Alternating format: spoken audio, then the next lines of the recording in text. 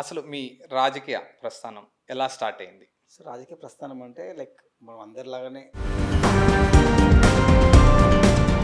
కాంగ్రెస్ అనగానే మహాసముద్రం అంటారు. మహాసముద్రం లాంటి కాంగ్రెస్‌లో మీ ఎదుగుదలని మీరు ఎలా చూస్తున్నారు?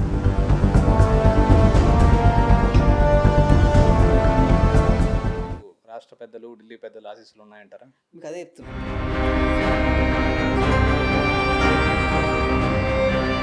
కాంగ్రెస్ గెలుపు రేవంత్ రెడ్డి గారిదంటారా? రాహుల్ గాంధీ గారి కృషి? గడిచిన 1½ ఇయర్ కాలంలో మీరు 6 గ్యారంటీలని అమలు చేశారంటారా?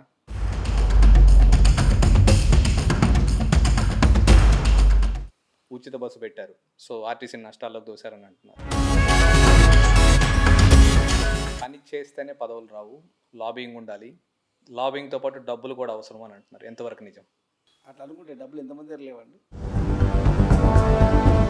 కాంగ్రెస్ ప్రభుత్వం వచ్చాక తెలంగాణని మొత్తం అప్పుల ఊబిలో తోసేసిందని పదే పదే కమెంట్ చేస్తున్నారు. ఎంతవరకు నిజం అంటారు? అప్పులు ఉన్నాయి కానీ కాంగ్రెస్‌లో ఇట్లా ఉందన్నమాట. బయటొచ్చి మాట్లాడితేనే మనకు పదవులు వస్తాయనేది కూడా చాలా మందికి అది అట్లా ఏమి ఉండదు. ఎందుకంటే నువ్వు బయట మాట్లాడినా లోపల మాట్లాడినా ఫస్ట్ నువ్వు ఏం చేయాలంటే